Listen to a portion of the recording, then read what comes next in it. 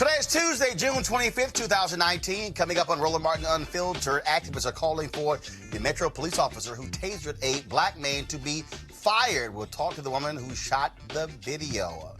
Also, folks, always crazy story. A former slave is set to become the first black saint in the Catholic Church. We'll talk to the head of the Knights of Peter Claver, largest black Catholic organization in the world, about that. A Donald Trump tax cut meant to help the poor folks helps a billionaire win big. I told y'all to watch those opportunity zones. ProPublica broke down what took place in Maryland with the CEO of Under Armour. We'll talk to the reporter who worked on the case. Also, are we shocked about this here? The cop who says that the general manager, the black GM of the Toronto Raptors, assaulted him, causing him to get a concussion. His ass lied. The cops now admit that the Toronto Raptors president did not push him first. No shock when he had 18,000 people in a stadium who also saw what happened. And Chicago police released video of Jussie Smollett wearing a noose around his neck. And I have some critical words of Bill O'Reilly. Did y'all realize that this crazy-ass fool actually said America was not created by racists? And he supposedly writes history books. Oh, I'm going to have some fun with this, but it's time to bring the funk and roll them unfiltered. Let's go. He's got it. Whatever the biz, he's on it. Whatever it is, he's got the scoop, the fact, the find. And when it breaks, he's right on time and it's rolling. Best believe he's knowing. Putting it down from sports to news to politics. With entertainment just for kicks, he's rolling.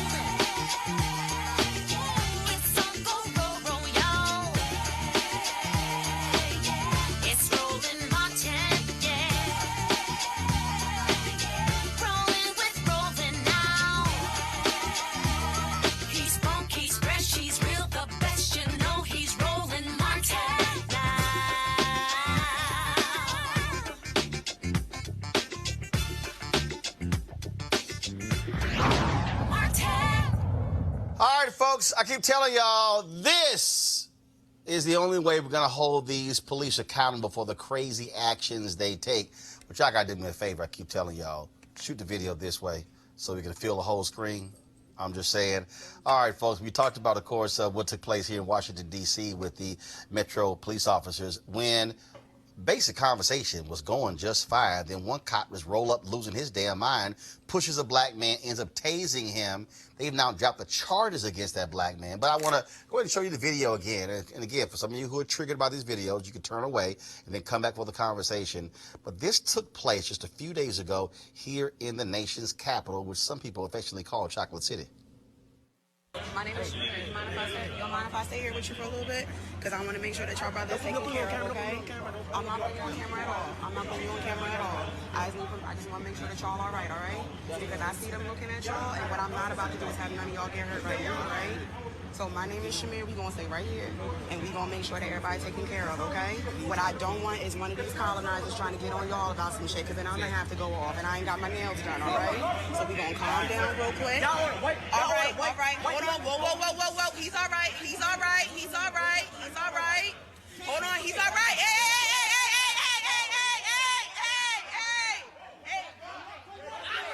Get the baby. Chill. Not necessary. Just get down. Yo, not necessary. That is not necessary. He's not even resistant. He is okay. Stop. Yo, I'm right here.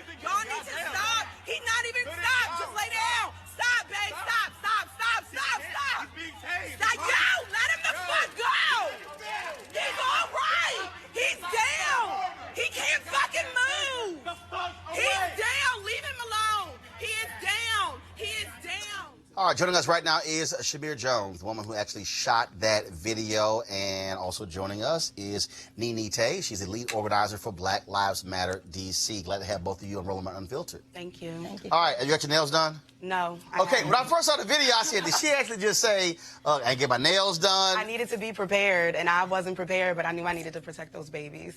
So walk us through before. So what happened? So you were riding the subway, and then so walk us through what happened.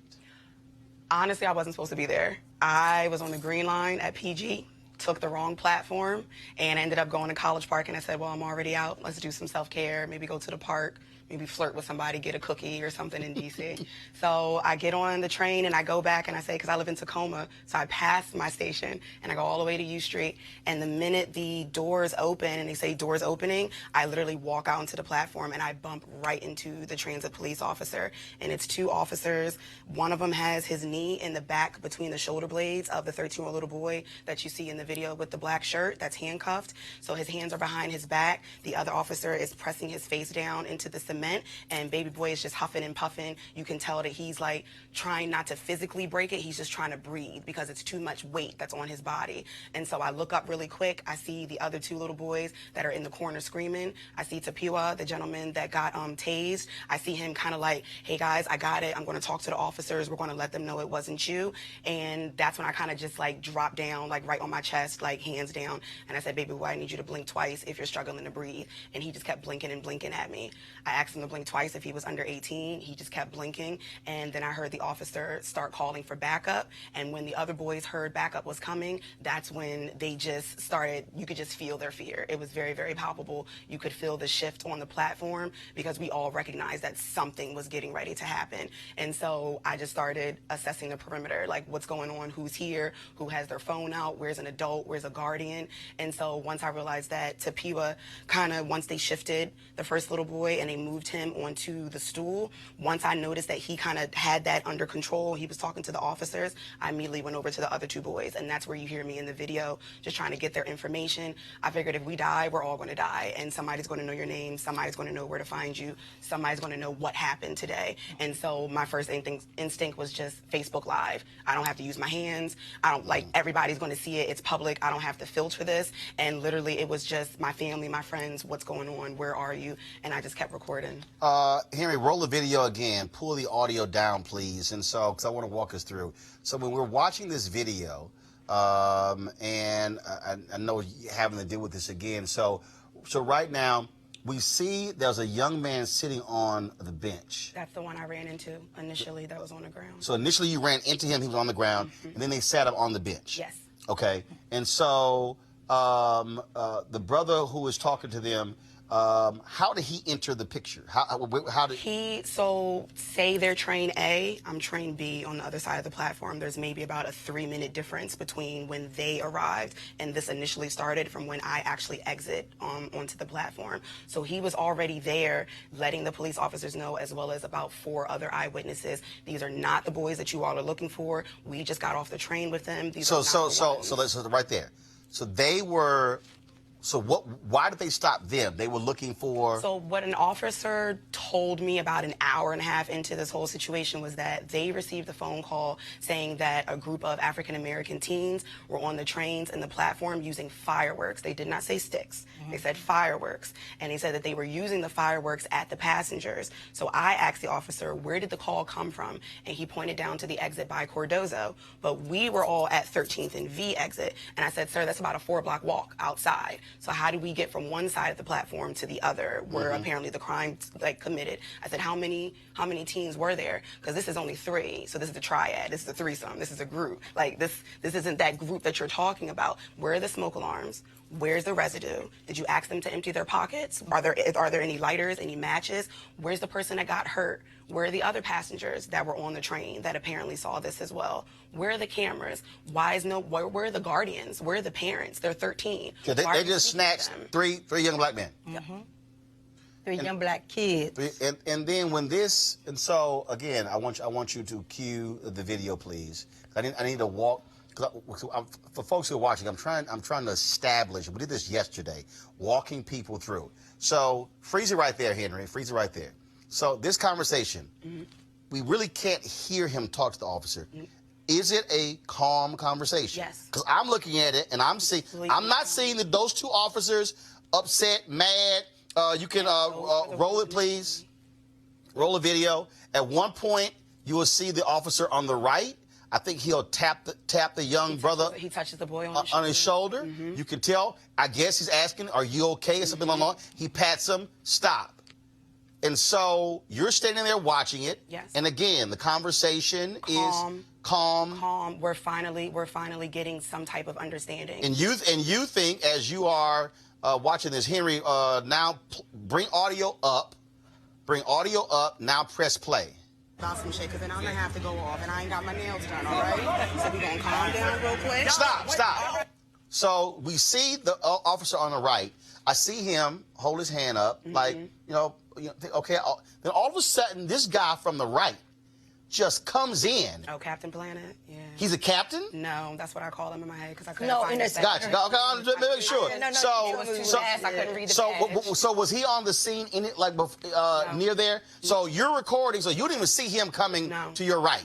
No, I think you can hear me in a different audio that I have. I think I call him Sonic the Hedgehog. You did. Because I did. Yeah, you said. It was so fast. Like when Tapiwa was speaking with the officers and the little boy that's sitting. So first of all, down, the gentleman who they stopped, had you known him before this? No. Okay. I know no one on the platform. Got it. Okay, go ahead. None of them, Tapiwa doesn't even know the children. None of us knew any of each Got other. it, got it. So when I recognized that he's sitting and he's talking with the little boy and the police officer seemed calm and there's also another black brother that's recording it, I said, okay, maybe this is a little bit safer. Let me go make sure that the other two babies are good. And that's when I started engaging, trying to get information, talking to the other eyewitnesses, what's going on, because I'm thinking, what do I need to tell his mother when she finds out that something's happening to her child? So I'm trying to get all this information and just kind of calm them down, because I see more officers coming down from my left-hand side, because remember they called for backup. So I see another 5 officers descending the escalator. The trains are still operating. People are still moving on and off the platform, and they're still coming down. And that's why I tell the boys,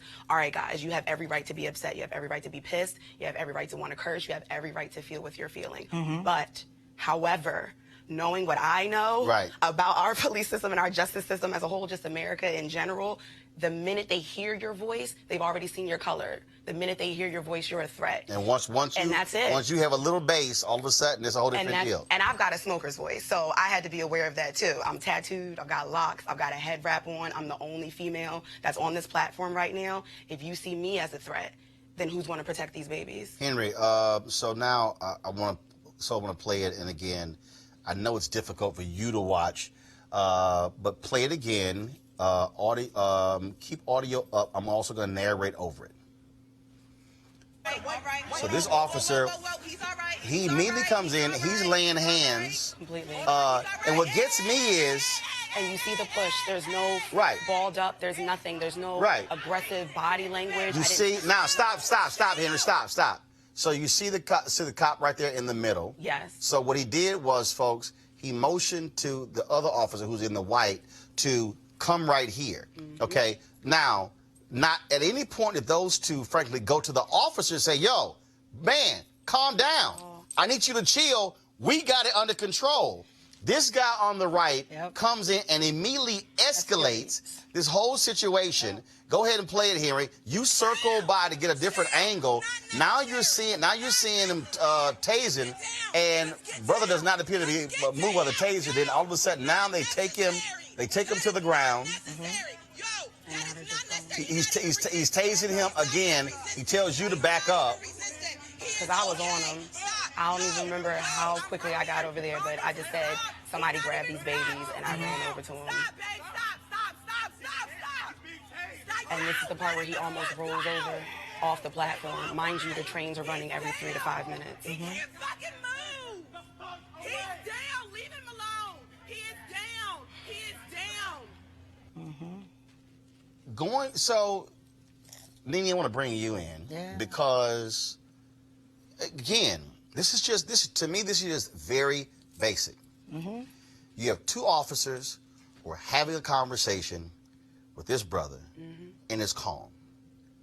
Cop comes in, young white cop comes in, immediately escalates the situation, and it goes from a simple, calm conversation to now tasers out, takedown, and we remember what took place in Oklahoma when they had some kind of drug sting, whatever, and the brother took off, and when 3 or 4 officers held him to the ground, some reserve cop who was like 70 years old pulls his gun out, and I thought I pulled my taser out, and he shot and killed the brother.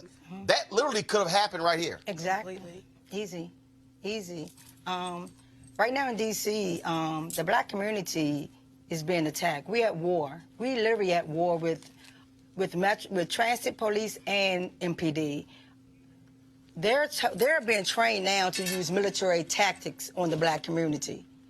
In the poor communities, they're literally being trained now to use military tactics on us. And anytime there's something where they feel that they're at fault, it's going to escalate. It's going to escalate because they have to have a reason for their actions. Just like with the statement, when Shamir reached out to me, and I was like, she told me it was okay to share the video on our platform. And I spoke with Shamir, and she was telling me the story. And I was like, no, this can't happen. And that's when I got in touch with the different councilmen, Black Lives Matter, because we have a rapport with the councilmen, even though we feel like they're not doing enough when it comes to transit police nor MPD. Transit police has no oversight in D.C. That's the problem.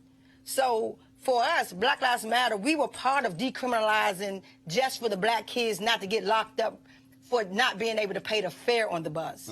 So what's going on with transit police is not new to us.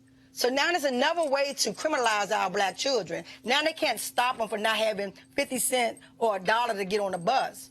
So now the littlest thing they do now is to criminalize black kids, especially when there's a gang of them. So I don't know, just like she just said, I don't know what, I guess, walking while being black. I don't even know if it was just breathing. Kids walking while being black, because I don't even know if it was a call. So that's what we want to know. Let us hear the tape. Let us hear the call with someone complaining about some kids in the metro letting off fireworks. Well, we've actually run a number of these videos on this show, and there have been other examples where black person involved was not even involved in it. They're being detained. Cop says, "Well, no, we're just checking. It's like, wait a minute, hold on. Why are you detaining me?" The case out of Texas, where the brother was in his front yard, and then the cop said, "Oh, you had as a warrant out in Louisiana." He's like, "Wait a minute, hold up. I ain't even never been to Louisiana." And his wife is sitting there, and again, it's as if he's being detained while you were trying to check something out, and it's like, wait a minute, hold up. So what it goes to is, how did you even get to the point of stopping those young men? Like what specifically was it? So what you're saying is, let's hear something so I can hear clothing that match or something. Otherwise, you decide to snatch 3 black boys and say, okay, we're just going to hold y'all and see if all of a sudden it all matches up. And what we also know is, while we doing this, we're running your names. But at the same time, it was a call for backup. For what? Everything was de-escalated, and we're talking.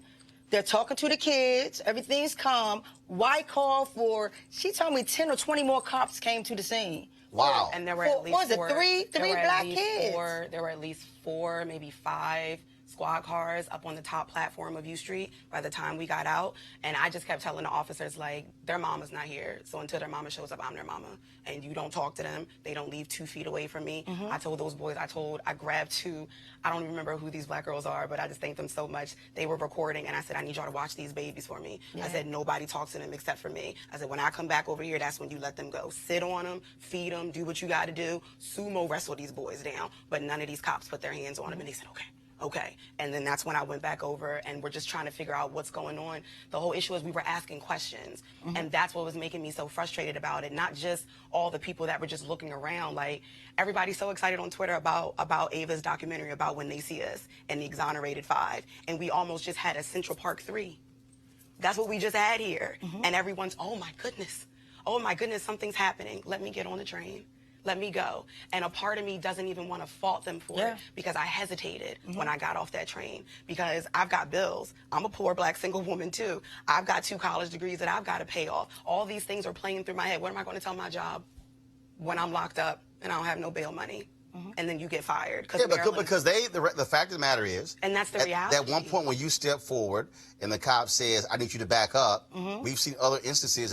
Again, we ran a video where a brother was driving, the brother was in the car, was recording, and then all of a sudden they snatch this brother out of the car and come around and arrest the brother who's recording, who actually did nothing. Yes. And we know how they treat black women. We know how they treat black bodies in general. What about the sister that was getting tackled by the officers and her body parts and everything all exposed? I was very aware of the fact that I was a black woman on that platform by myself. I have to be aware. It's 2019. I've got to live that every day. But I also have to be aware of you. Like, I'm a foster kid back from Pennsylvania. I know the sounds of having your kids or your siblings snatched away from you. I know what that pain sounds like. I know what that feels like in your spirit. And there was no way, even after my hesitation, there was no way after hearing those 2 boys, like, in the back, just let my brother go, let him go, let him go. There was no way that I was going to let that happen because that took me back to where I was when I'm just begging and pleading for just a conversation, just an answer. Just tell me what's happening so that way I can act accordingly. And it was what I had wanted somebody to do for my baby. I don't even have kids, but my womb was just clenching like in fear just then because I knew we were dying. There wasn't a doubt. There wasn't a question. There wasn't a, I hope this doesn't turn out some way. It was, let me get on video. Let me say my name. Let me get these boys' names because we're getting ready to die. And all of these people are going to witness it. And the reality is, this is why we encourage people to video and we have to protect ourselves. We keep us safe. And people always say, only thing that Black Lives Matter do is hold up a camera or tell people to video, all these videos. That's what's keeping them safe. I can assure you, if Shamir wouldn't have done what she done, those little it was a 90% chance those little kids would have been the kids that they arrested, held them, and made up stories because the police are trained to lie. Clearly by the statement that the chief of police made, everything that in that statement was a lie.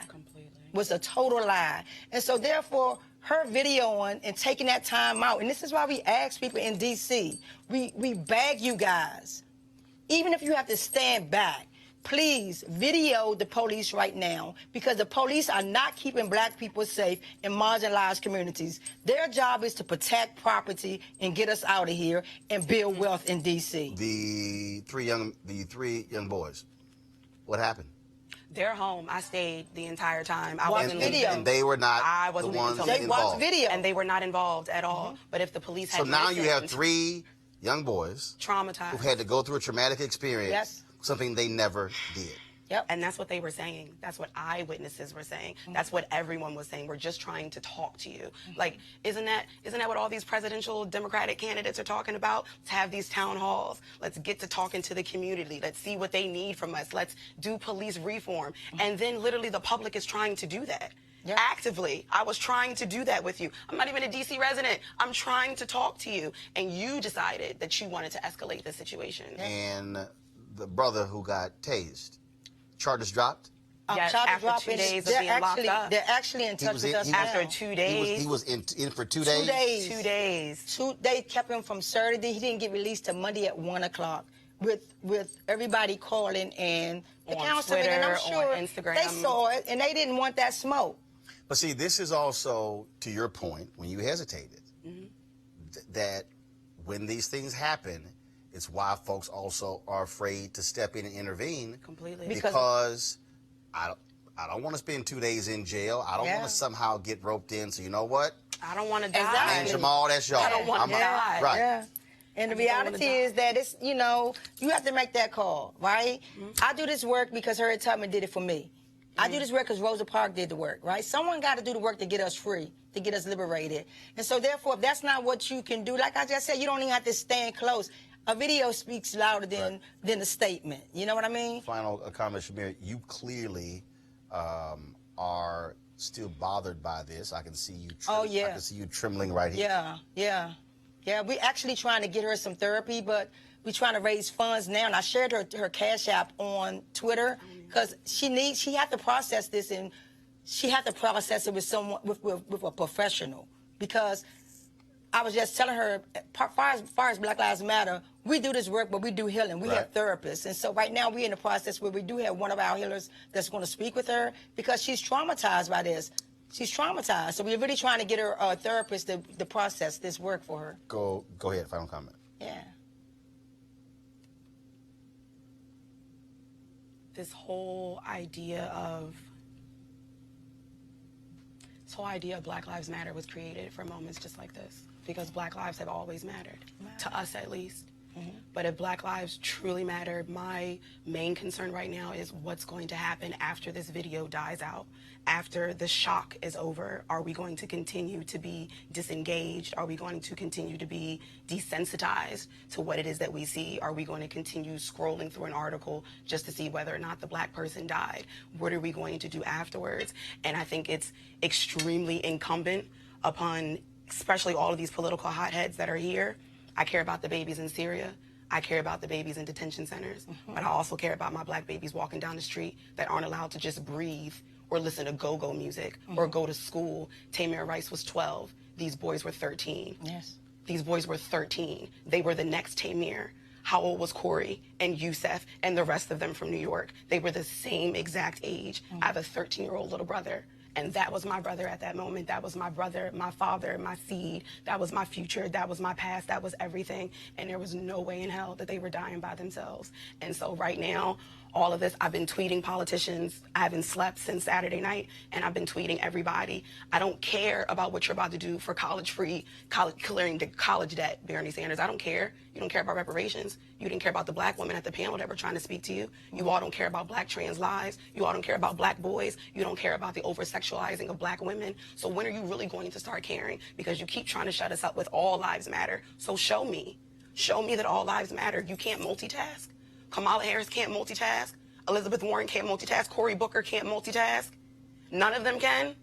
But it's going to be cool when it's a hashtag. It's going to be cool when all of a sudden this airs on TV and now it's, oh my goodness, it's the hot story. Let's talk about it. Let's have a town hall. Go talk to Miss Melissa Laws, the mother of the little boy that's traumatized. Go talk to the little boys that are traumatized. Talk to Tapiwa. Talk to the people on the platform that are traumatized by that. Those are the ones you need to be speaking to. Fuck your police. Fuck the other people in power that you're talking to. Get down in the goddamn gutter and talk to the people that are down there that are Black, that are poor, that are hungry, that don't have the educational system, don't have the creative outlets, don't have the mental health support. Taraji P. Henson was just talking to Congress, was she not? Senate, whoever the fuck it was. Come talk down here. Is this your city? Wale, this is your city. Kevin Durant, this is your city. Come down to your damn city because they are killing your boys. They're killing your boys. That's, yeah. Well, we appreciate, first of all, for you stepping up and doing this. We'll get the information from you regarding your Cash App. What we also would do is I will be calling Kevin Washington. Kevin was with the Association of Black Psychologists. He's often been on our show. And I'll reach out to him, as well as Dr. Jeffrey Gardier, also known as American Psychologist. These are two folks who frequently come on our show. And so what we'll do is we'll definitely call them and have them definitely connect with you and talk with you. That way, they're not based here, but at least these are two of our strongest Black psychologists. They better be Black. Huh? I said, yeah, they better be Black. Oh, I got this. Hold on, I got this. also have people Hold on, demand- I got a list. I got a list of Yeah. Black psychologists. Don't worry about that. Yeah. So I can. Roll up. No, you ain't got to ask that question with me. I got that. I figured that out. And so I will personally hit both of them up. I appreciate And then have them reach out to you, and we appreciate certainly keep us up to date what's going on. We need people to tweet to get that cop off the street. Yeah, he's still patrolling. He's patrolling our streets, our still subways patrolling. right now. Okay. So tweet Metro Transit Metro and get that cop off the street. All right, Nene, Ms. Jones, we appreciate it. Thank you. Thank you Thanks for a bunch. having us. Folks, going to a break. We'll be back. Roland Martin Unfiltered. Just a moment. You want to check out Roland Martin Unfiltered? youtube.com/Roland S. Martin. And subscribe to our YouTube channel. There's only one daily digital show out here that keeps it black and keep it real. It's Roland Martin Unfiltered. See that name right there? Roland Martin Unfiltered. Like, share, and subscribe to our YouTube channel. That's youtube.com/Roland S. Martin. And don't forget to turn on your notifications so when we go live, you'll know it. All right, folks, they're back. MarijuanaStock.org has another great investment opportunity. If you were lucky enough to invest in their last crowdfunding campaign, you know they raised a lot of money in just a few months investing in legal marijuana farms. Those initial investors now own shares of a publicly traded company. Folks, many of you missed it, but now is a chance for you to participate in this new investment opportunity that is as good, if not even better, than the last one. I'm talking about industrial hemp CBD. For those who don't know, the hemp plant is the cousin to marijuana with a much higher concentration of CBD, which means hemp CBD gives you all the medical benefits of marijuana without getting you high. Until recently, hemp farming was practically illegal in the United States and heavily regulated by the DEA. However, the 2018 Farm Bill recently passed in Congress, making it legal to grow hemp CBD in the U.S. and creating one of the largest commodities worldwide. They need land to grow all of the plants, and this makes for an incredible investment opportunity. That's where our good friends at 420 Real Estate come in. Their business model is very simple. They buy land that supports hemp CBD grow operations and lease it to licensed, high-paying tenants. That's right, they are hemp CBD landlords, and you can get in on the action. You can invest in this crowdfunding campaign for as little as $200 up to $10,000. Like I said, you don't want to miss out. Folks, you can go to marijuanastock.org. That's marijuanastock.org. Get in the game and get in the game now. All right, I want to bring in my panel right now. So a couple of things that we're going to do. First of all, let me do this here. I have a guest who's actually waiting for this ProPublica story dealing with the issue of opportunity zones. And so they've been waiting. We're supposed to go to them about 20 minutes ago, but we allowed that last conversation to go on. So what I'm going to do is I'm going to bring that guest up right now, talk about that, and I'm going to come back with our panel to talk about the interview that we just did, the stunning conversation that we just had with Shamir Jones about what took place here in Washington, D.C., because I know they certainly want to comment on that, and so I don't want to miss that opportunity.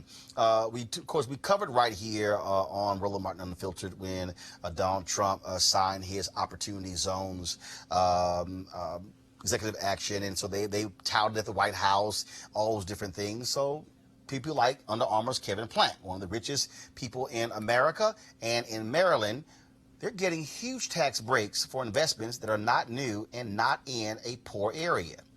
Plank's area was picked over neighborhoods that are actually poor. ProPublica had an investigation into how Trump's tax breaks are helping the rich get rich and leaving the poor poor. Joining us now is Jeff Ernstshausen, a data reporter for ProPublica. Jeff, how you doing? I'm doing good. Thanks for having me. I had one of the folks who was at the White House when this actually first was announced, a guy from Baltimore, an African-American, and I said, we will cover this. I said, but I want to make sure that this is actually helping poor folks and not allowing some rich folks to get by when it comes to being able to make more money. What did y'all discover about Under Armour, their CEO, and the Opportunity Zone there in Baltimore? So our reporting found that Kevin Plank, Under Armour CEO, was able to get a program or get a project that he's building in Baltimore called Port Covington to be in an area that would qualify for a huge tax break under Trump's tax law. And this was even though the census tract that he's building in is actually too wealthy to qualify for the program. We found that it was made eligible ultimately by a mistake on the part of the U.S. Treasury in mapping out what tracts could be included. And then it was picked by Maryland Governor Larry Hogan's administration, even though we found emails suggesting that they were aware that it was too wealthy to be included in the program. And they did so after meeting with Plank's representatives and lobbyists. So they knew beforehand. They knew beforehand it was too wealthy to qualify, and they went ahead with it anyway. Yeah, so we have an email showing that a member of Hogan's staff sent himself a sort of note saying that the area was too wealthy to qualify. And then several weeks later, when they saw this revision from Treasury, they went ahead and included it anyway after meeting with Plank's folks. So what oversight does Treasury have to ensure that poor tracts are actually getting the investment and this kind of crap is not happening? So, I mean, Treasury, ultimately, I think they had to approve the selection by governors, but basically they put out their list and governors could choose 25% of the eligible tracts at their own discretion and without any further guidance for what they had to do other than, pick from the list. And what's stunning here, again, and this is what I warn people. I warned them on this. I said, because if it's going to the right people, I got no problem with it. And this is the concern that many people have with these opportunity zones, where it will be manipulated in order for rich folks to be able to help folks like themselves and not the poor folks. Supposedly, it's going to help. Now, since your story, how has Treasury responded? How has Governor Larry Hogan responded? So we have not heard from Governor Larry Hogan or from Treasury since the story came out. Obviously, we went to them with our findings before we ran the story. And Hogan's folks reiterated that they're big supporters of the Port Covington program. And they also pointed us towards Treasury for this issue of why it qualified. Treasury said, we made a technical decision, even though I mentioned to them that experts say it was actually an error, and they sort of just stood by that. So what happens now? He gets the tax breaks and to screw the poor? Well, it's not clear exactly how the manner in which he's going to benefit. I mean, one of them is going to be that he's going to be ultimately selling some of this area off to other people, and with this new tax break, those you can imagine folks might be a bit more eager to buy in that area. This is exactly the kind of shady crap that I warn people about. I had all of these Republicans hitting me up. You won't give Donald Trump any credit for doing anything. This is going to help black people. This is clear, specifically in this project. It is not going to help the folks who are impoverished in those areas. It's going to line the pockets of a billionaire even further. Jeff? Yeah, there's no particular requirement within the law that the people who live in an area that receives investment necessarily benefited from it. The theory that they are going with is that money coming into an area is good for the area. I think if the law includes better regulations around transparency, maybe we'll be able to ultimately assess what the impact was someday. Jeff, we certainly appreciate it. Thank you so very much for the fine work ProPublica does. You guys do a great job, and we'll keep following this story. Be sure to let us know the next report you do on these opportunity zones, and we'll have you back. All right. Thanks for having me. All right, then. Let's bring in our panel right now. Teresa Lundy. She's the principal founder of TML Communications. She joins us via Skype.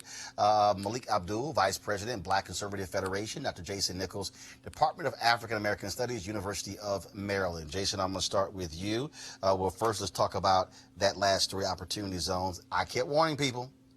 I said, I will give anybody credit if something is working like it's supposed to.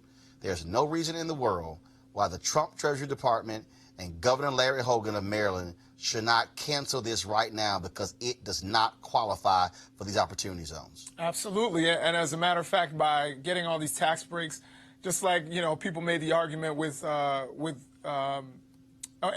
in New York, they're actually robbing the people of Baltimore and robbing the people of Maryland. In an opportunity zone, there are plenty of places in Baltimore City that need development that could use the help of Kevin Plank. Kevin Plank, a fellow Terp. There's plenty of places, in West Baltimore, in East Baltimore.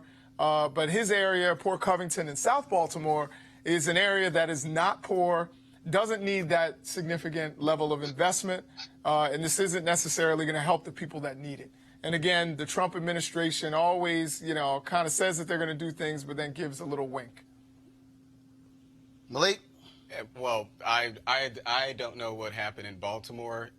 Here in D.C., and I can speak for... No, hold on. No. We're discussing this particular story. Right. ProPublica has broken it down that this did not qualify. The governor, Larry Hogan of Maryland, his office knew this was not right. It was not in the right census tract, and the Treasury Department went ahead and approved it anyway. Yeah. This is wrong. Yeah, well, I can't speak to what happened in Baltimore. But I'm asking you about what happened in Baltimore. Well, I don't know, so you're asking me something. You read it. You're asking me about something that I don't know why those decisions were made. No, I'm not asking. You read the post. Hold on. I'm not asking you about why those decisions were made. What I'm saying is, here you have ProPublica, through their reporting, they discovered the emails showing what they knew this did not qualify, that the tract was too rich. Isn't this the kind of crap that should not be happening? There should be much better oversight to ensure that if a tract is too rich, they shouldn't be getting the tax breaks on the opportunity zones. Yes or no? Absolutely. And I don't disagree with that. But I'm going to give you an example of where those opportunity zones have actually worked. Here in the District of Columbia, our mayor, well, we're going to talk about opportunity zones, so I want to talk about the opportunity zones. No, we're talking about this specific story. So I'm giving you an example. This is a bad example. This is where opportunity zones did not work. Okay, Malik, hold on, Malik, one second, Malik, one second. No, Malik, one second. Let's be real clear, okay? I've covered this. Yes, we know there are places where things work. We're specifically talking about a case where it has failed and no one has made a move. Hogan's administration will not comment, okay? The Treasury Department, Steve Mnuchin, they will not comment. And what I'm saying is, that's wrong. What should happen? Well, we've already had agreement that was actually wrong. I'm asking you what should happen. I don't know what happened in these type of situations. If the zones need to be redesignated or whatever, then that's something that we should do. No, the zones are already identified based upon poverty. You're asking me about, I don't know about that part of the program. Well, I can tell you what should happen. I can tell you here in the District of Columbia where it actually worked. They're 24-hour mayor, and I don't know if it happens at the mayoral level in Baltimore or the governor is actually responsible for it, but here in the District of Columbia, but here in the District of Columbia, well,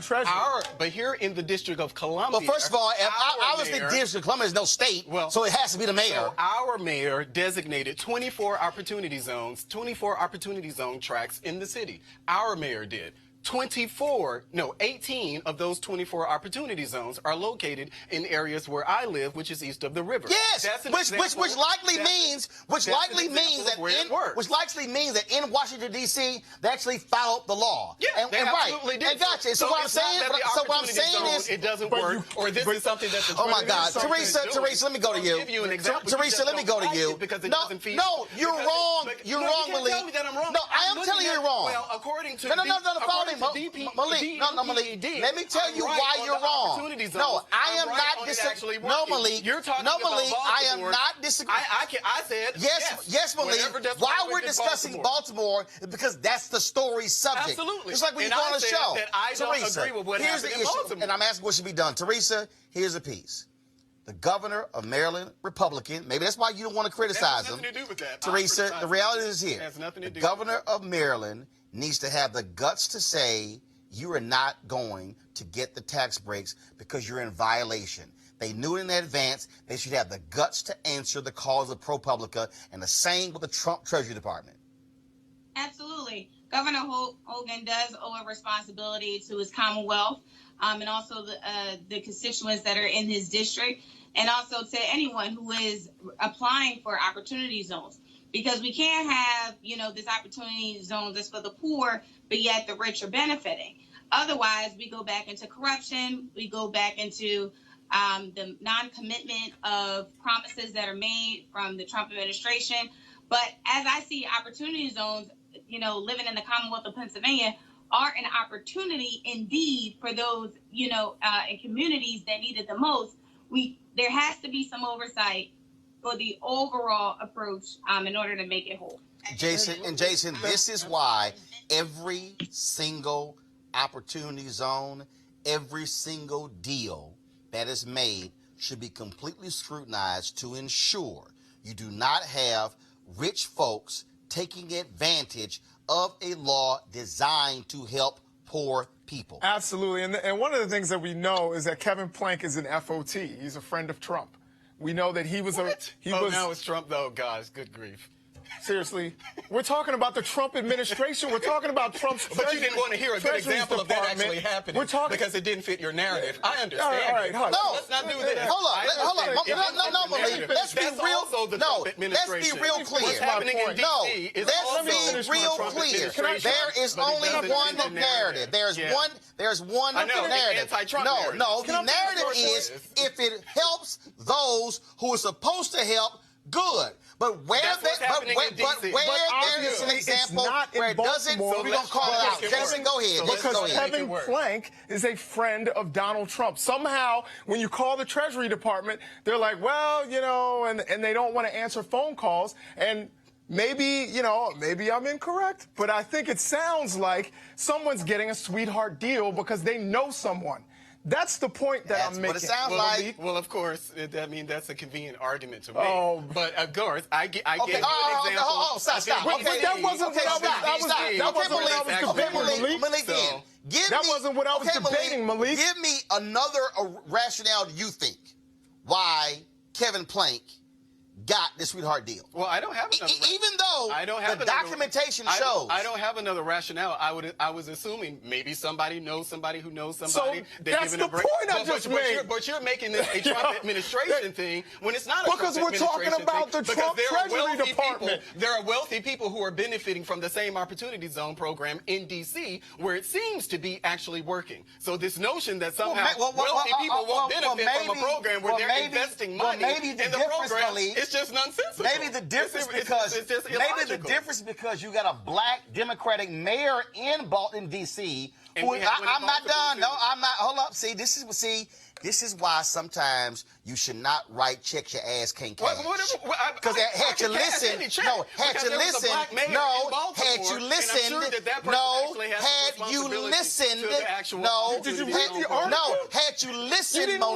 had you listened, Malik, you would have recognized that Hogan's office approved it. Right. Well, And he's so, the mayor, so he's the governor. He's the governor. The governor. But so the mayor of Baltimore had no say-so in the opportunity zones within their own city. Read the story. article, bro. Is that a yes or a no? Read the article. Hold on, stop right now. Hold up. All I'm gonna say is read But it. the mayor Had had you no read the story? involvement. Yes, I did. Okay, well, I don't understand why you didn't can't. have any involvement in it. Anyway. It didn't say I didn't have any involvement in it. This doesn't fit your narrative. It didn't So say I real understand simple. how It didn't works. say Malik didn't have any involvement in it. This is real So I simple, guess- folks. This doesn't To all the folks watching at home, I guess you were part of it. But I can. But my to all the folks evidence watching of at evidence home, isn't the absence of evidence. to all of you You can yell, watching, that- to all of you No, watching, this is you're very yelling. simple. That's what you're doing. This is called deflection. That's not The deflection. fact of the matter is this here. is The fact I'm anti-Trump talking right now. resistance. No, Anti-Trump The fact of the matter resistance. is This is this. what this is about. This is You're very doing a simple. whole lot of yelling. The fact of the matter is this. ProPublica has a story outlining how a billionaire in Maryland is taking advantage of opportunity zones that are supposed to go to poor tracts. They knew it ahead of time, and the governor of Maryland, Republican Larry Hogan, his administration allowed it to go through. The Treasury Department under Steve Mnuchin, working for Republican Donald Trump, allowed it to go through.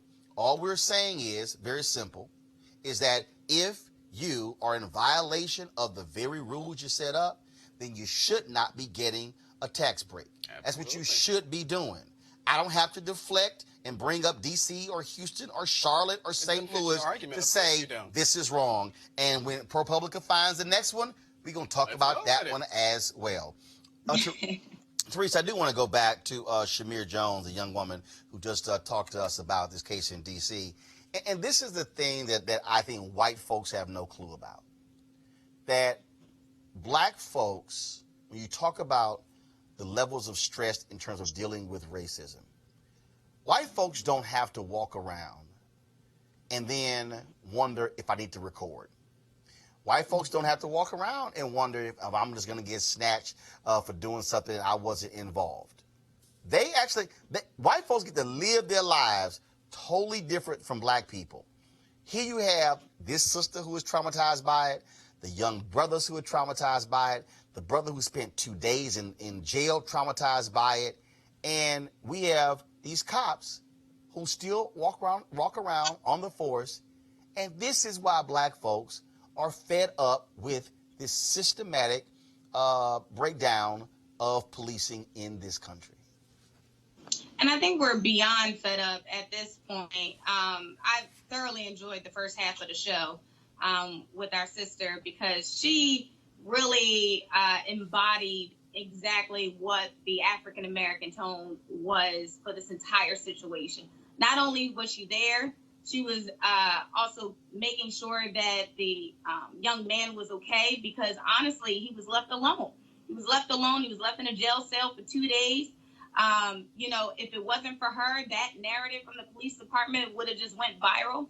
And I think, you know, even when she was on the show, she spoke a lot about her passion, but more so you still saw her trembling. And so the other young lady next to her, who was an organizer for Black Lives Matter in D.C., was very instrumental in making sure that she stayed on message and on point. And I tell you why that's important, because coming on a digital show and a podcast of this magnitude, we, as in the public, just need to make sure we get all that information out so we can have these dialogues and also appreciate next steps. But again, more has to be done. More has to be done legally, more has to be done municipality, and more so federal. So what do we need to do to change? That is the conversation for the ages. But going back to why white people are comfortable, that's because we've allowed them to be comfortable. We've allowed them to gentrify our neighborhoods.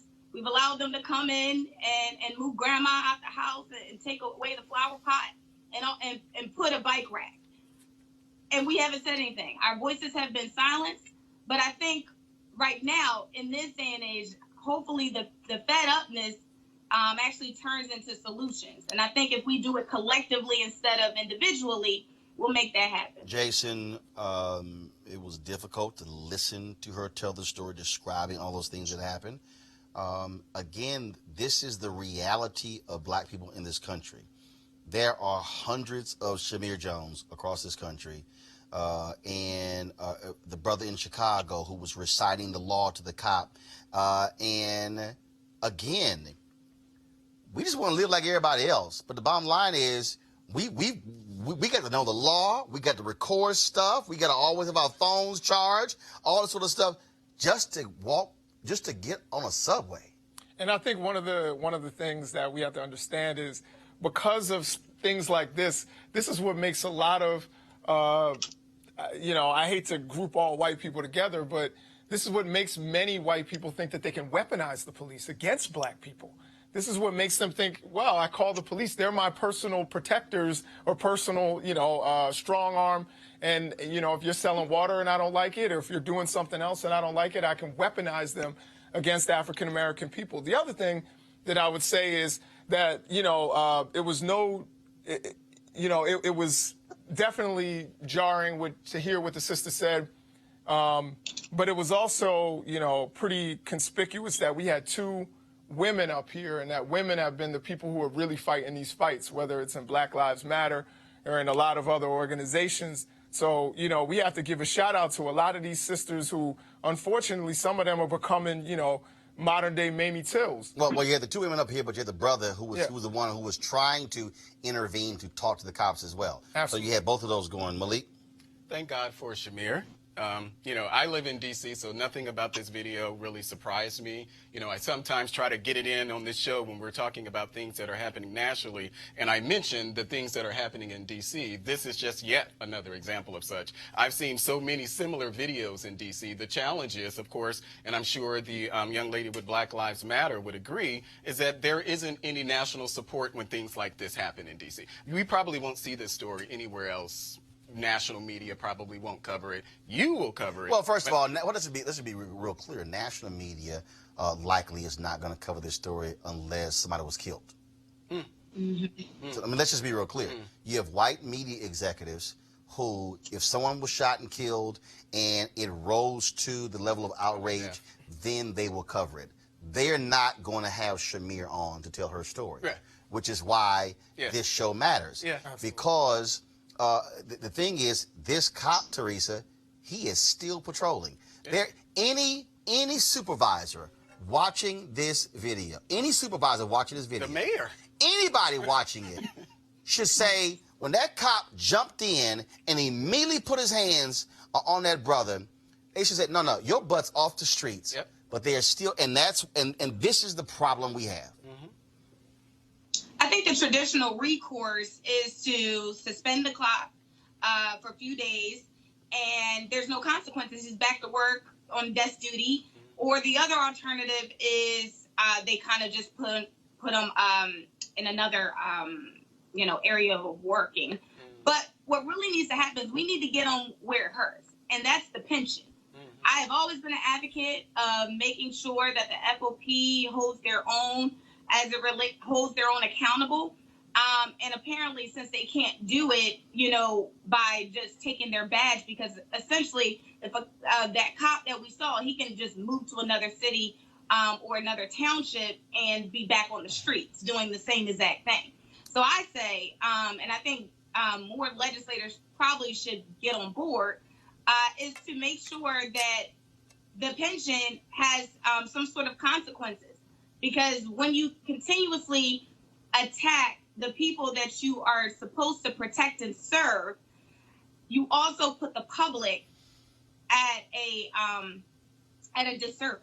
So right. I think more legislation needs to happen as regards to the FOP. All right. Yeah. And I just wanted to mention that Robert White, I think at one point you were going to have him on the show, but he had to reschedule. But Robert White, our council member, at-large council member, actually wrote a letter. And so he's calling for an actual hearing on these practices, these police practices. And it bears repeating in this case, this was a transit cop.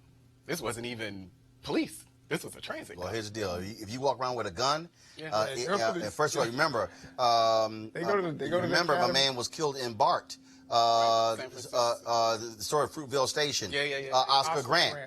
Killed by a transit cop. Bottom line is, if you got a gun and a badge, you a cop. So I don't make the distinction between transit cop or metro cop. You a cop where somebody could end up dead as a result of your ridiculous actions. All right, folks. Augustine Tolton was born to slavery in Missouri in 1854.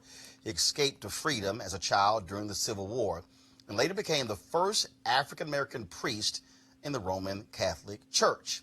He is now set to become the first black saint. Joining us now on Skype to talk about Tolton's path to sainthood is Bishop Shelton J.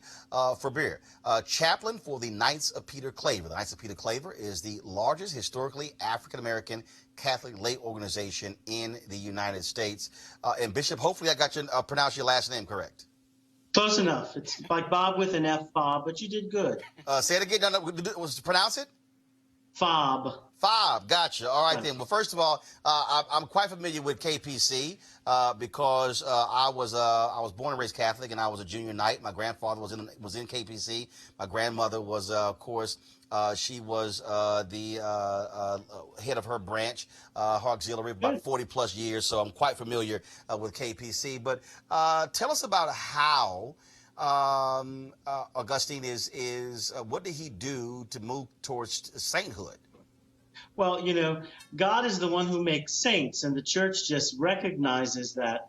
Augustus Tolton, as you rightly said, is the first African-American priest, clearly African-American priest. He was a very, very holy man. He was born into slavery, and his family escaped. He went on to study in Rome and was fluent in Italian and studied Latin and Greek. So he was a very intelligent young man. He was ordained a priest in Rome, and Father Augustus expected to be sent to Africa, but the leadership in Rome sent him back to the United States, back home to Illinois, and he was a priest in Quincy, Illinois, to rave reviews, an outstanding preacher. He later went on to serve in Chicago as a priest. Naturally, at the time, racism was a very big part of his suffering and life. He was, in many, many ways, knew great suffering as a black priest because of racism. But he loved the people whom he served. He was an outstanding preacher. There were many Caucasian people who went to hear his preaching.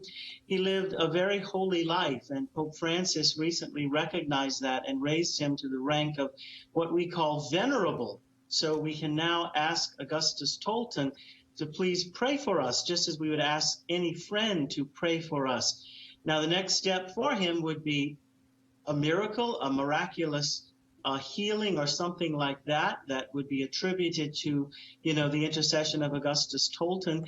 He would be beatified, which is a step to being declared a saint. And then after beatification, another miracle would make him a saint, and he would be the first African-American saint in the church. So it's a wonderful thing that Pope Francis has done, and certainly Augustus Tolton is a man whose humility and a man whose virtue and a man whose perseverance we would want to imitate, as well as his great love for Christ. What does this mean for Black Catholics specifically? I think it's great. I think it's one of our own that the church is consider raising to the altars, as it is said, the first African-American saint. There are many other Black saints, St. Martin de Porres, St. Josephine Bakhita, but this would be the first African-American Catholic saint. So I think it's a sign of the fact that African-American Catholics are in this country. We are a part of the church, and we have been and are known for our sanctity, and how wonderful it would be to have someone formally recognize that this African-American man who struggled with a lot, amongst the things racism, nonetheless loved the Lord and did great things. And so I think he's a real model, not only for African-American Catholics, but for all Catholics, which is hopefully when he's canonized, he will be lifted up as a model for all Catholics across the world. But this process and what Pope Francis has done is a time of great rejoicing for Black Catholics and African-American Catholics. All right, Bishop Bob, we really appreciate it. Thanks a lot. And please say hello to all of my KPC friends. I got tons of family who are still in KPC. We appreciate it. Thanks a lot. I will do that. Thank you. All right, folks, let's talk about the story. This is the interesting story. The brother who is the general manager of the Toronto Raptors, Masai Ujiri. Remember, after the Raptors beat the Golden State Warriors in Oakland to win the NBA title, a cop says that Ujiri actually pushed him when he refused to show his credential to get onto the floor. Well, a witness has come forward to say that the cops are lying about their altercation with the GM. Again, he was accused of striking an Alameda County Sheriff's deputy during an altercation at Oracle Theater. Now, that cop, first of all, watch the video. Check this out. Check this out.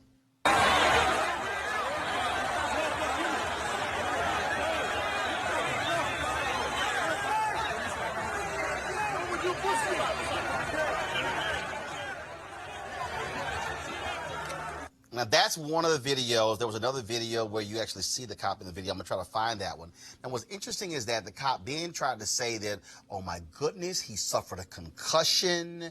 He was unable to go to work. And they were defending him. Well, guess what? They've now come forward to admit that Ujiri did not hit him or push him. Teresa, they should fire his ass. They should fire the lying cop. On the spot.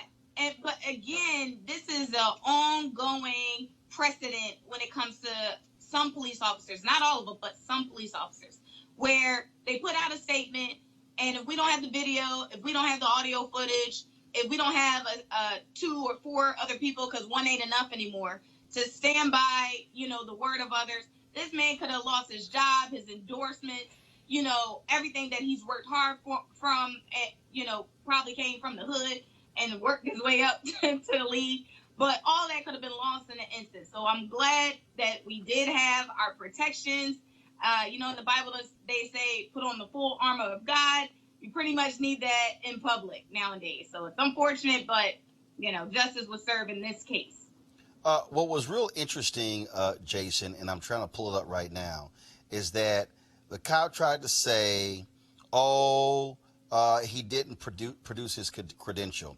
But there was someone else, though, who was backstage with Ujiri. And there's video of Ujiri. In fact, go to my iPad. Go to my iPad, folks. You're about to see in his right hand, once he hugs somebody, watch what you're about to see, Jason.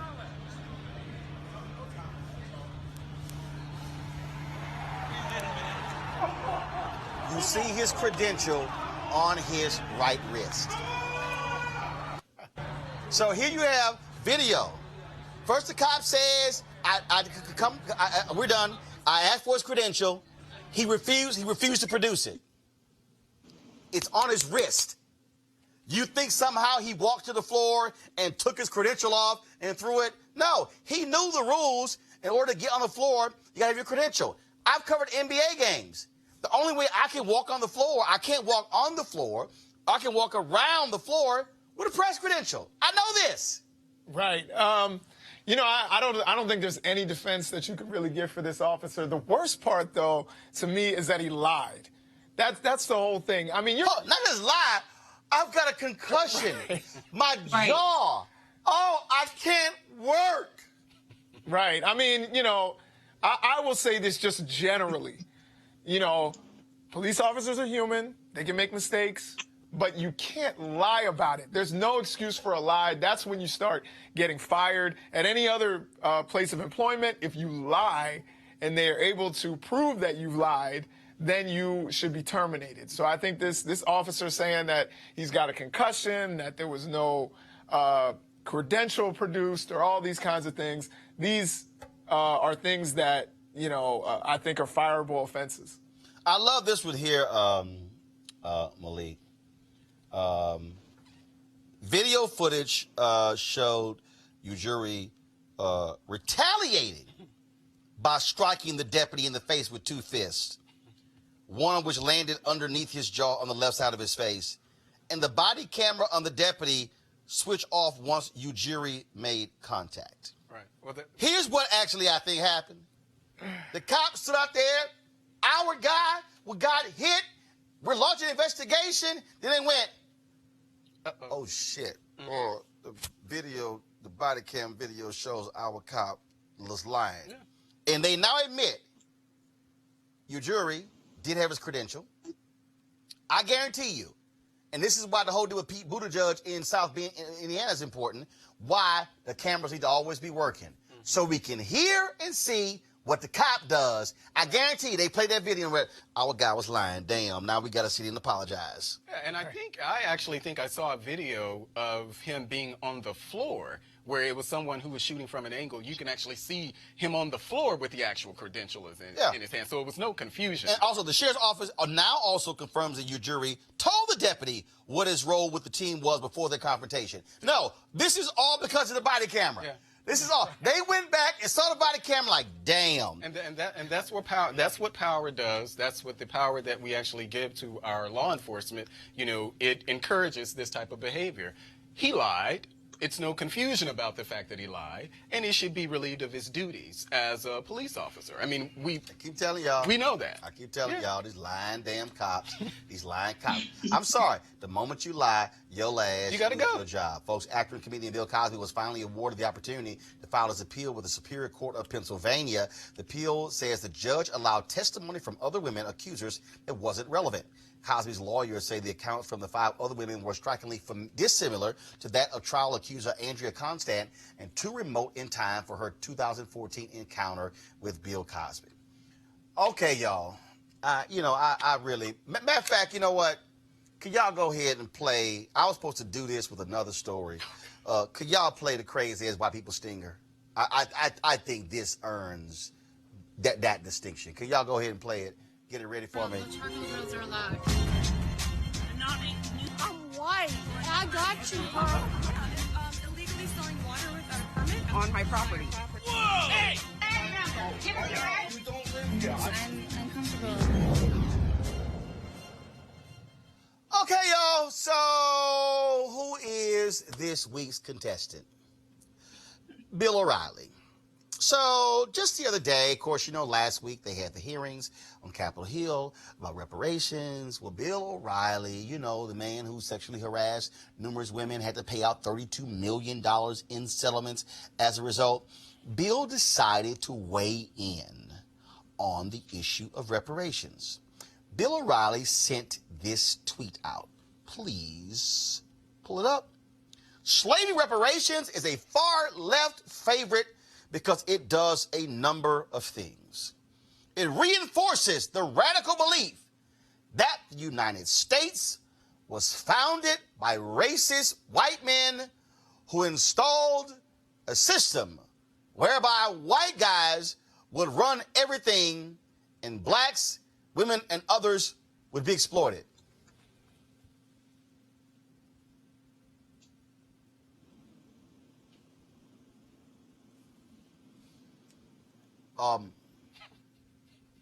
Bill,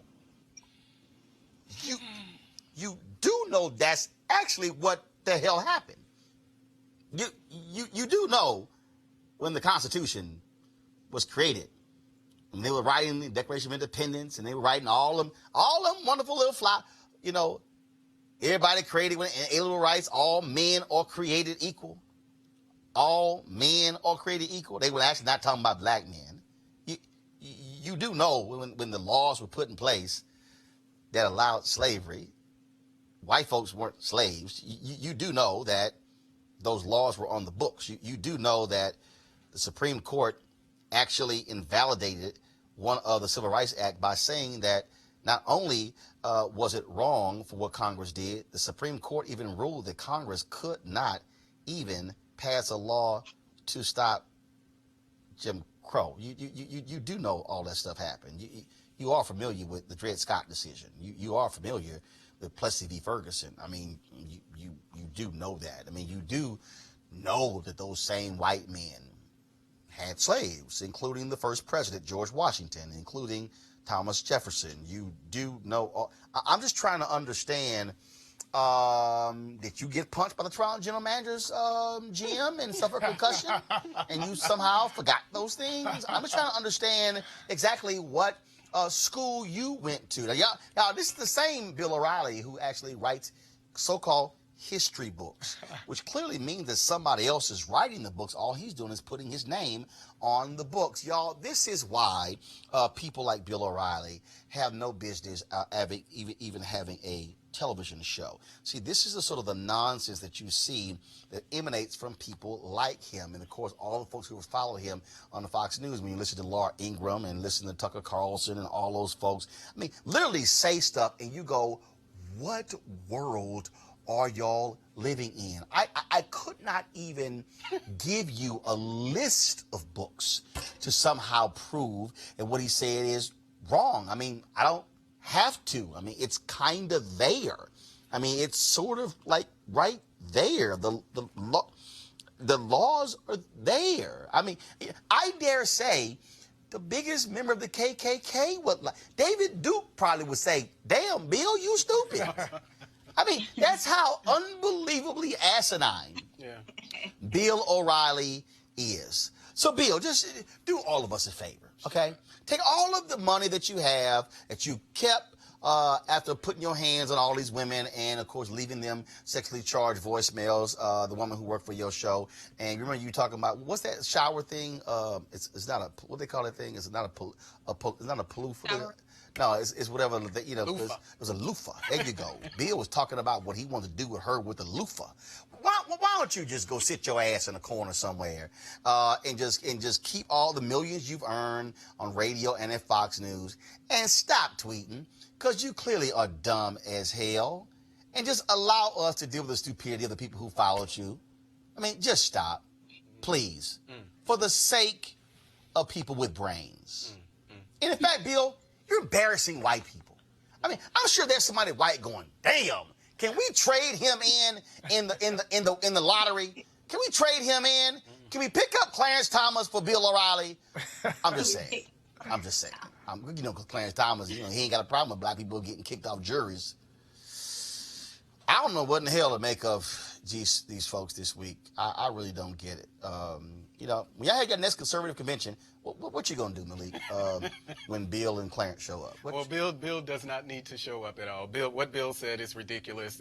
It aligns with no history that we know of here in the United States at all.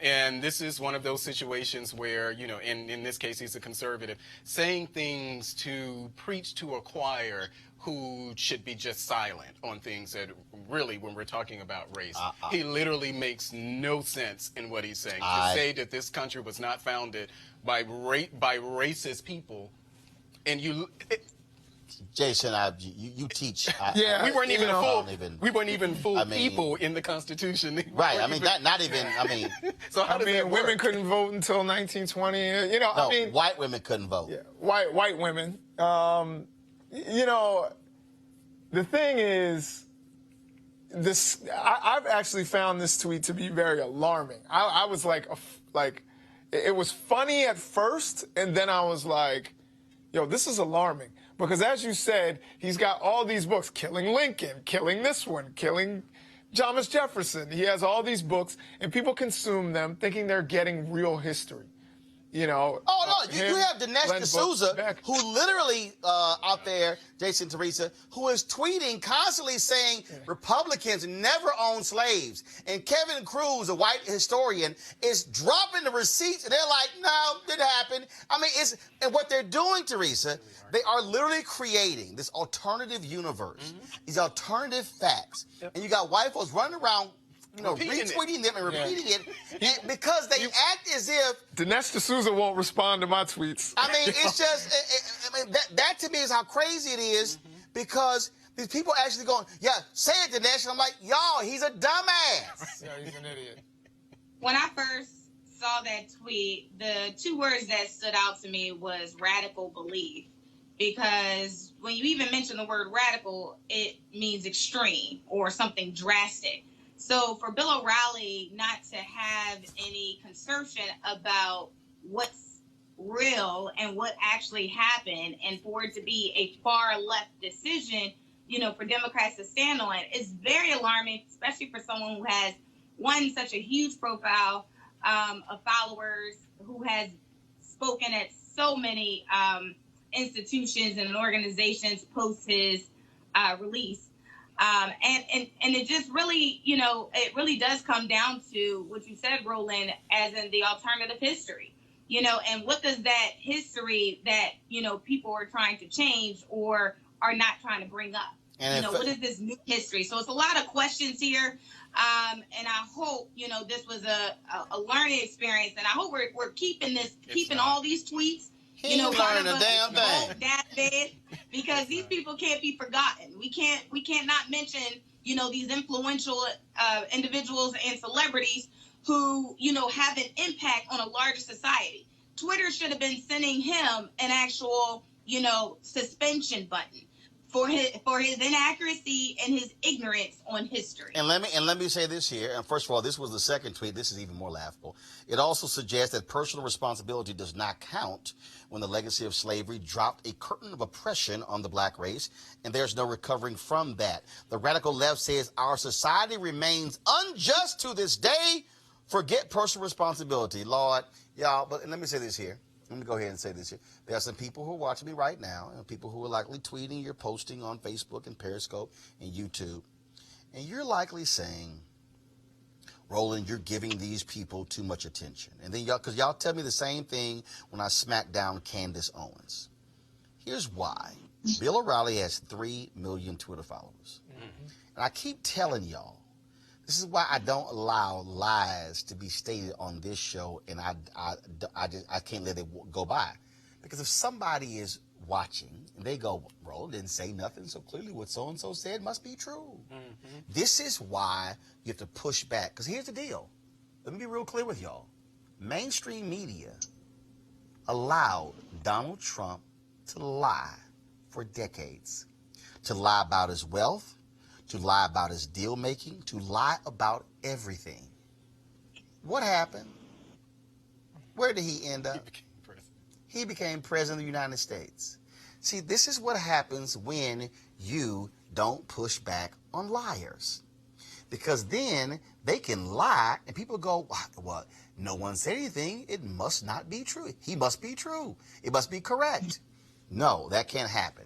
And so in this show, we are always going to call out the liars. That's why I use hashtag Trump Lives Matter. That's why when Candace Owens started lying, running her mouth, and when Charlie Kirk started tweeting some nonsense and lying, I'm going to call him out every time, because Donald Trump is the example of what happens when you allow liars to gain a foothold, and then the lie about them being successful and rich and brilliant and smart and the greatest deal maker, Then idiots fall for it and vote for fools like that for president.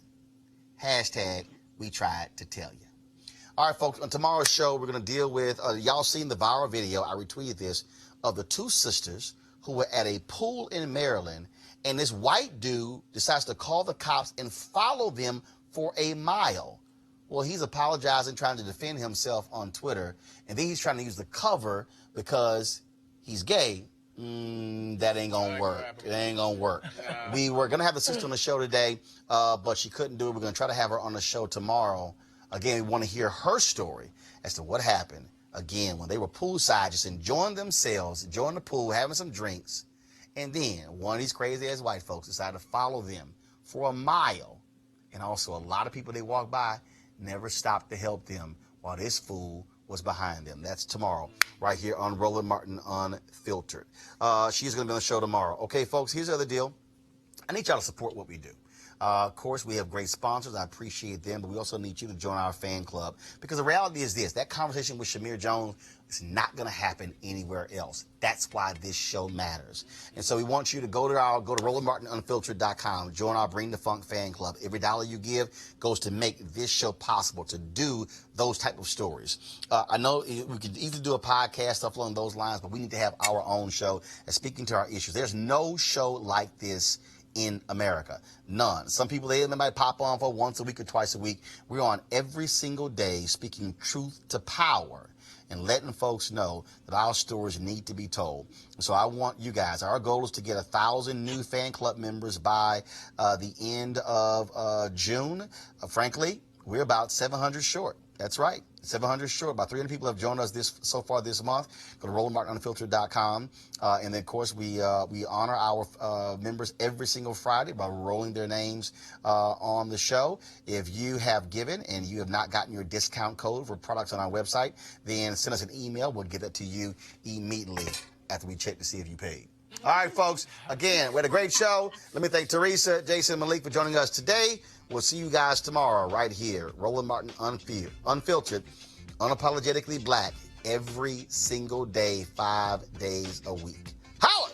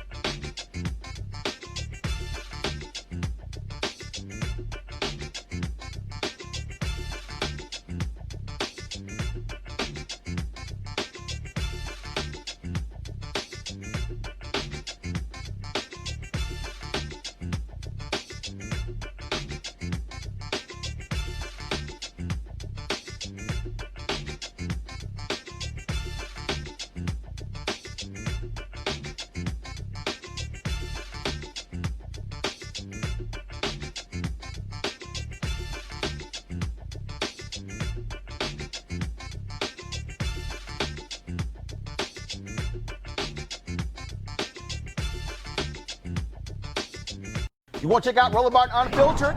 YouTube.com/Roland S. Martin. And subscribe to our YouTube channel. There's only one daily digital show out here that keeps it black and keep it real. It's Roland Martin Unfiltered. See that name right there? Roland Martin Unfiltered. Like, share, and subscribe to our YouTube channel. That's YouTube.com/Roland S. Martin. And don't forget to turn on your notifications so when we go live, you'll know it.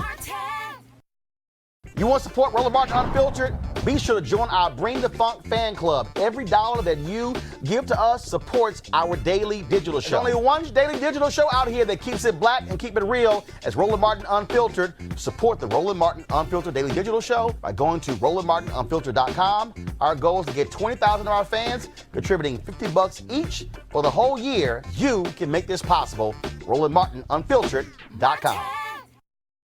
Hey fam, want to check out Roland Martin Unfiltered, the blackest show on all of digital, cable, and broadcast. Check out our audio podcast.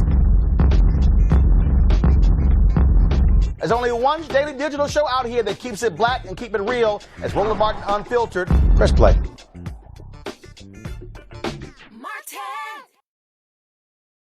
Hey everybody, this is Sherry Shepherd. You're watching Roland Martin Unfiltered, and while he's doing Unfiltered, I'm practicing the wobble. Yes, I am. Because Roland Martin's the one, he will do it backwards, he will do it on the side. He messes everybody up when he gets into the wobble, because he doesn't know how to do it, so he does it backwards. And it just messes me up every single time. So I'm working on it. I got it. You got Roland Martin. Hi, my name is LaToya Luckett, and you're watching Roland Martin Unfiltered.